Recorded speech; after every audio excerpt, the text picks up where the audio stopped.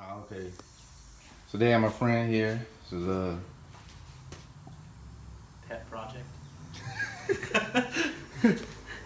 shearer, and he has a what 2001 Toyota 4Runner SR5, third gen. The best gen. Looks good. Yep, Best you know. all one. We're gonna turbocharge this thing. No, we're not. Later, much later. So today he wants to do. He's gonna retrofit lights. He has a kit. He knows more about it than me. He bought a car. So I don't know too much about Toyota stuff. So give us a rundown, kind of what this Sure. is. So I picked up the DIY kit from SRQ Fabrications. A great group for any Toyota stuff. They got stuff for Tacomas, Tundras, all years, especially 4Runners. Normally this kit put together, you'd probably be running about $800, but since we're doing it yourself and for members of the third gen 4Runner Mafia group, which is on Facebook, they did a group buy, and I managed to get all of this for about $300. So very happy with that. So all the equipment comes from the Retrofit source. So we're running the high quality Morimoto, which is their newest 4.0 bi-xenon projectors. We got our igniters, those are gonna go straight to the bulbs. 2 ballasts, and then our bulbs, which are HID bulbs. Our retro rubber resealing glue is gonna go around the headlight shroud before we put it back on. And then these are our projector shrouds. You can get as many different kinds of these as you'd like. I got the Apollo 1.0s. And then our halos are gonna be wired in, and these are the switchback. So if I can pull it out without breaking the box. These can be wired into your blinker as well. So the switchback feature basically means they go from a clear white to an amber. And these are gonna go mounted behind this shroud here, so just kind of have bright light beaming out. And then I was recommended to get by several different videos from JB Weld to weld the projector onto the shroud. So we're gonna do that. And then because my battery leads are terrible, I picked up some new battery leads. And this is the harness. And there's the harness, yeah. So that's the harness, is all plug and play. You can see it's all wired to everything itself. But I'm an idiot, so that's why I'm here. Yeah, and I don't do Toyota. So this is my first light thing too. So obviously the first thing we gotta do is get the old ones out. He already took the grill piece off, which was this clips, if I'm not mistaken. There's just a clip here. Look, I'm missing one. Clip here, clip, clip, clip. It's easy. Just press down, pull it off. Yep. All right. And then next we're gonna get the lights out. Probably go ahead and disconnect the battery already. So you gotta change those leads anyway, but we'll do that. Get started on removing the lights. I guess I'll show that too. And we'll be right back once we get the battery connected. Okay, so from one understanding, removing the headlight assembly. It's a trim piece right down here. Had a screw. I just used a Phillips head screw to get it out. Screwdriver came out pretty easy. Or you can, I guess, use the socket. I don't know what size it is. I didn't feel like looking, so that's why I did that. The screw right here, or bolt, excuse me. And then he's saying that you actually have to pop this corner light off. Yep, which is easy. That's mainly what that's there for. And you pop that off right there. And then this trim panel he was talking about earlier, you gotta be a little bit careful because there's a clip right behind here. You just gotta depress that so you can pull it, and then your corner light's gonna be able to pop right out with another bolt in there. Okay. And it's just some of the shit come out, and then we can kind of actually separate this main light assembly from this plastic back.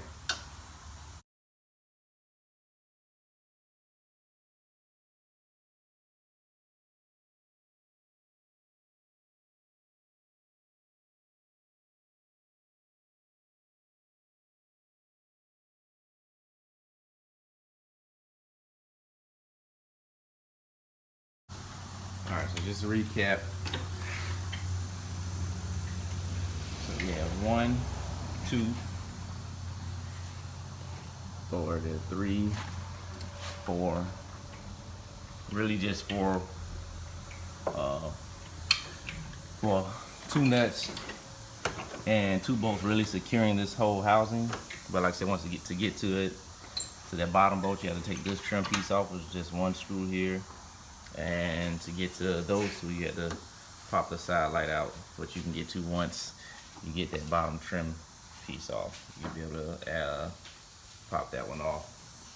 That'll get you to these 2 bolts. So 4 for the whole housing unit itself, but you have to get some other things out to get to it. Get that side out the way. 4 bolts. Of course, disconnect the bulb from the back. All right, lights off. Bam. And they're over here. 10 minutes? Yeah, took like 10 minutes. And you're gonna separate the back. All right, so the next thing we're gonna do is this black outside piece is kind of just like I'm gonna say like a holster, shell, whatever. I'm not sure the proper name. We'll get to that later. And those you just remove the adjusting screw, right? So you got your nuts here to adjust the angle of the lights. Got one there and there. And those are pretty much the only things holding this shell on, other than a spring that's right there. Disconnect that. It should pop right out. So we'll go ahead and do that. And before you throw it in the oven, always make sure to take these metal clips off. Yeah, because we are gonna heat it up to in the oven to 270 for about 7 minutes, although that kind of varies from person to person. I hear people say 7 minutes, I hear people say 15 minutes, so we're just gonna take it out of 7, feel it out. Yeah, and that's just to get the adhesive back all mushy and gushy so we can tear it apart, if you know what I'm saying. Okay, rear housing's off. So it's just those nuts, spring, and it kind of has this little ball socket that snaps in here just to kind of hold it in place. Like he said, before you put it in the oven, make sure you take all the metal stuff off you can. So we're gonna remove the clips. That's simple enough. These hoses, I believe, should be able to come off. Maybe, yeah. And we'll remove the spring itself from this housing, and no clips in this back just to get the bulb out.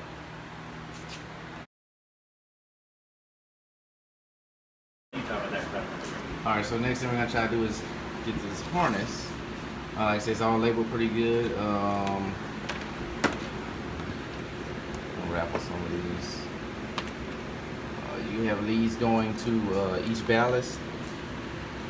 So one on whichever left side, right side, and then you have off the ballast you have your ground. So everything is nicely labeled. And you have the wire that's going to go to your high beam. Once again, nicely labeled. Your positive ground, your positive lead wire has an inline fuse. It's a good feature as well. And like I said, once again, this is the other side. The ballast for the other side. Same thing. You get your high beam, and then you have your ground for it as well. And you have your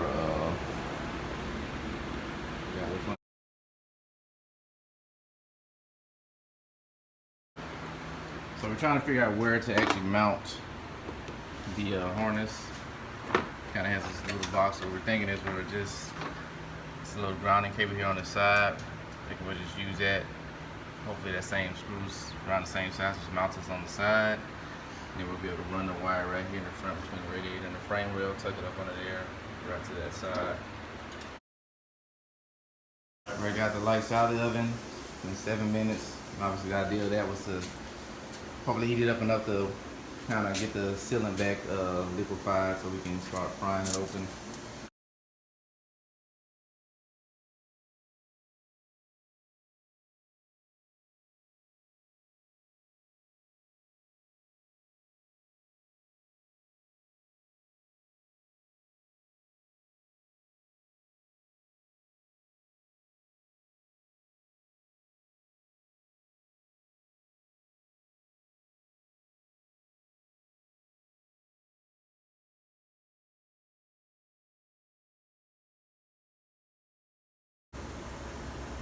Alright, so we got the control mounted here on the wall. Is already the ground from the battery tied in here. So I just use that and mounted it there. It has to be mounted the plug at the bottom, so vertically that way, long ways basically. Also the ground that was coming from the plug going to the ballast had a ground on as well, so I just actually tied that right into the same ground that the battery went to. I had the plug for the high beams on this side, the ballast on this side, the positive wire for the battery, since all that's on this side near the battery, we route that right around to the battery, to the positive side of the battery. Then the harness for the passenger side I just tucked under here, and I'll kind of use these holes zip tied up out of the way and just ran it right under this railing. Same thing, plugs come out, it's perfect length. Got your high beam ballast.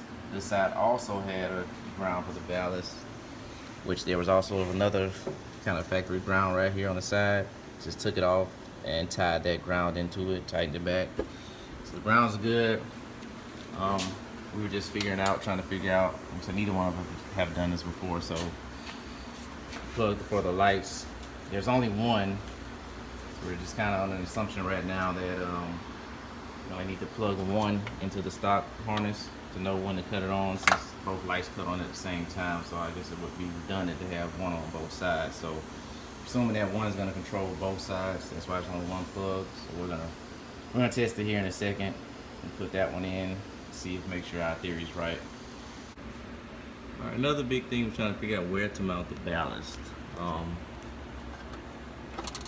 This is the ballast that harness plugs into. So we found, didn't really want to drill any holes into the metal here, so we found 3 holes.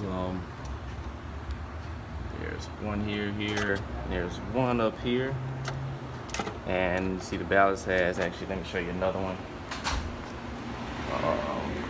Once I figure out where it went.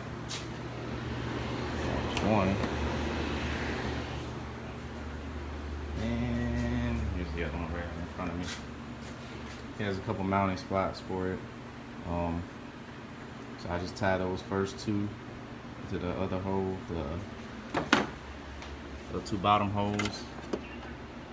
And then the one up here, and I'm gonna put some kind of insulation behind it just to make sure it doesn't vibrate too much, and I'll just simply zip tie for now. We'll find a more permanent solution probably later. I might try to fab up a mount or a bracket to mount that too. Thank you. Okay, got the ballast mounted in there. See it? Just put it right here behind the headlight as I showed earlier. The igniter. Just plugged it right into the other port on the ballast. You see it was that bottom one. Yeah, this one is the igniter. One on the bottom spot. You can tell the bottom one it has 3 prongs. Of course, this plug has 3 prongs, so it fits. This was the ballast from the harness. So obviously we plugged that into the ballast. That was it. I already showed you the wiring on it earlier. Went ahead and connected it. Positive lead on the battery. Showed you the ground there. I showed you the ground on that side. And so this igniter, plug right into the back of the bulb. We have our high beam. Once we get the fixture and everything situated, You'll notice on the back of the projector, it's a little input right here that fits this. You plug in there, and then this fits into your high beam. So right into this guy. 2 prongs here, 2 prongs there. We'll get to that later. We're just showing you pretty much everything is pretty much wired. I just put this ballast. This ballast was kind of difficult to find a spot for. Just put it, kind of zip tied it to the air box. I put these little kind of cushioning pad on the back of both of them just to kind of absorb insulation, shock, whatever, if it speed bumps, whatever you hit. Once again, same thing. Went ahead and plugged that ballast in, and then for the igniter, we went ahead and plugged that into the actual ballast. Yeah, once we get this stuff situated, we're gonna try to test it before we go any further in case we messed up. Okay, so we got the old headlight housing. This is the new D2S projector. the D2S projector. Morimoto. Alright. 4.0. Comes with all the things you need. The spring, the backing, this is the lock ring. Which once you slide in there, that'll go on the back side, the thread end to keep it in. Silicone grommet. Which goes on this side. Just to Grommet clarify. goes on that side. This is the halo ring. And you see on the housing, it has those little slight grooves right here. You can see through, so assuming the halo goes on the back side from what we've been reading. And be able to see it through those slots, or through the opening in the design. D2S. D2S 4.0. D2S 4.0. Snap right in here. See those little slots on there, they'll snap into here, but he said it was also recommended to JB Weld or epoxy it on this to make sure, probably to make sure it doesn't rattle as much and keep some installation and vibration. This is the harness for the Halo. Say the outer plug in here. You have usual ground, power, and the orange one is the switchback. We'll tie into the blinker. The supply hardware, we just clamp this onto the actual blinker source. And that'll tie in, so whenever we put on the blinkers, the Halo will go from the normal white to amber. Cool little effect. Okay, so we've attached the Halos to the back of the housing for the projector. It's messy right now. We just went with the kind of sealant method and put it on the back. Got some sealant on there, trying to let it kind of cure up first. Then we'll go through and clean it up and put any on spots that we may miss. It's just to hold it secure. Like I said, this thing isn't heavy or anything, so it shouldn't be too big of a deal. And that should keep it pretty secure. That's all we did right now. You see, just stuck the Halo ring inside, seal over around it. And so we're just trying to wait for it to cure up so we can move on with putting in the projector and assembling the light.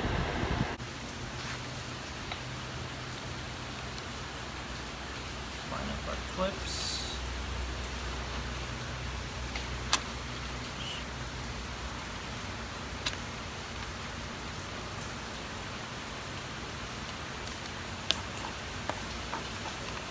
Done. That was it. Then we just snapped it in there, clips in. Yep. Rotate a little bit. Drop our springs, because that's what we do. And then it should be able to just dig up. You can, probably not, but you can see the Halo kind of peeking out from in there. It's just kind of a pale white. Right there. See it right there. That's the Halo. It'll come out shown through those slots. That's the plan.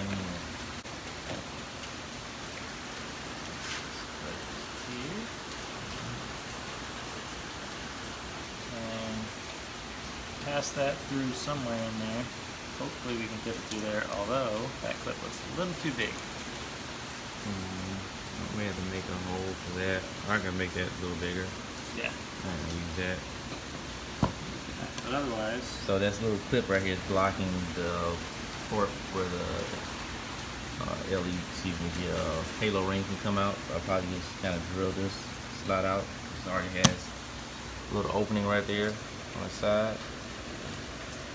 So we'll probably put a drill there just to open that, get that out the way so we can stick that straight through. Alright, you should be able to wiggle it in there. Drilled it out. Maybe? Let's see. I think it'll fit. I know those sides have those tabs on them anyway. Okay, got one done. Try to show you the actual process better on the next one.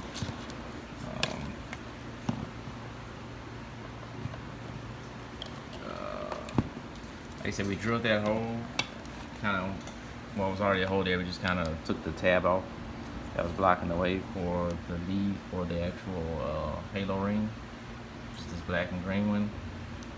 We also use that same hole to feed the wire through for the high beam connection. Just plugged it up.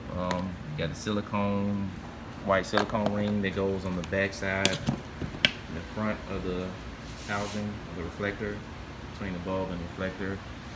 You have a little key ring that you can see right here, tab 4 right there. Here's another tab, and there's another tab that it's only going to fit in a certain slot. And there's also a little keyway for it to slide down.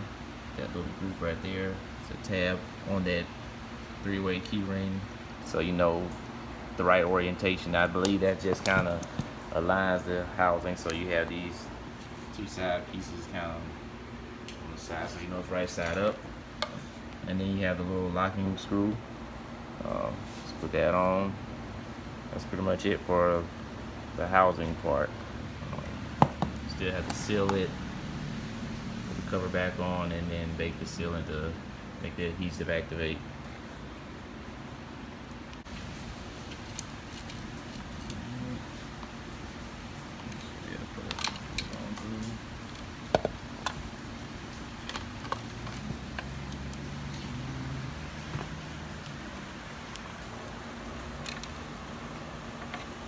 The ring I was talking about, this is the little pin right here that'll fit in with that slot on that threaded portion.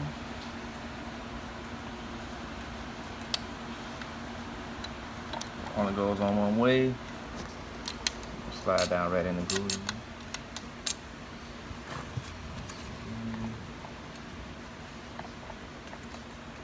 I don't think this really mattered.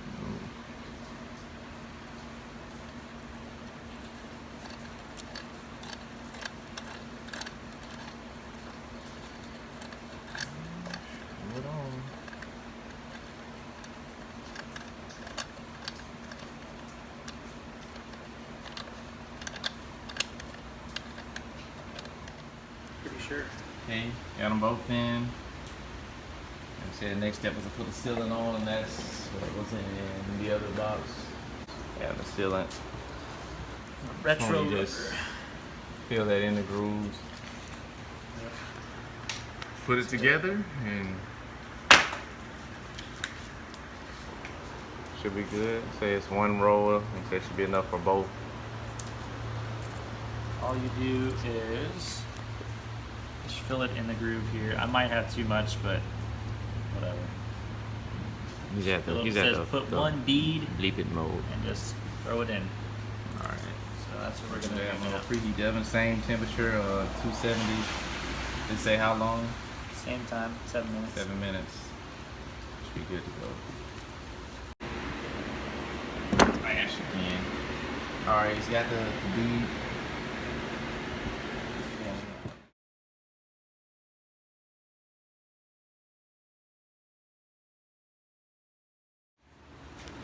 Alright, got them back out the oven. Adhesive kind of activated, melted, so we were pushing back together. Put the clips back on. 2 top clips. There's 2 at the bottom. And pretty good. We'll probably clean up kind of the spill out. And that's pretty much it for the headlights. So they're in. A successful mission. For the halo, for the switchback, we use this lower turn light. What I just did was spliced into that. Pretty sure it's just a circuit, so it doesn't matter which line you cut into.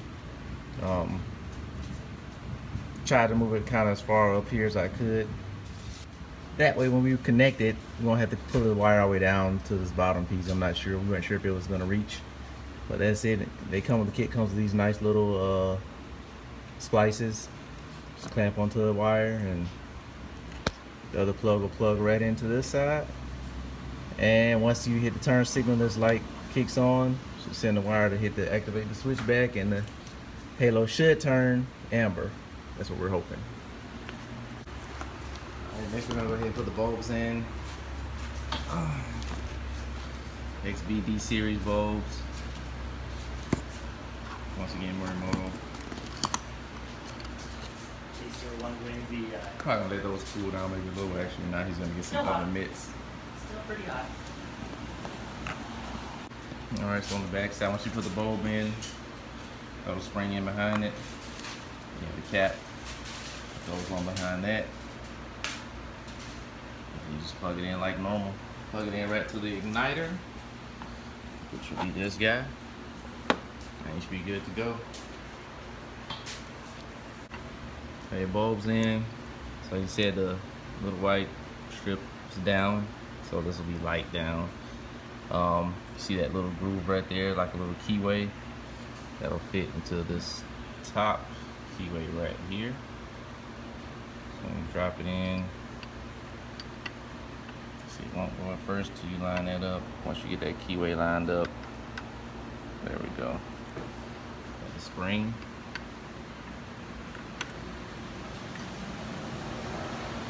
And screw the cap right on, just thread it. So.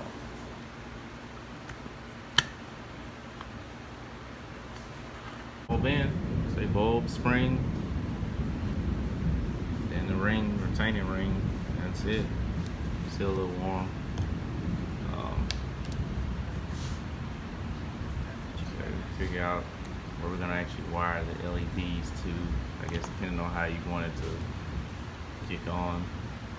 As far as the power source, we know the orange is the switchback. I already wired that, like I said, to that bottom turn signal. Should be about good to go. Alright, now that everything's done, just put the black housings back on, the lights. Once that's situated, we'll be ready to put it back on the car and we'll test it and see what we have. Okay, pretty much finished up. Got the lights back in. We tested them, they work.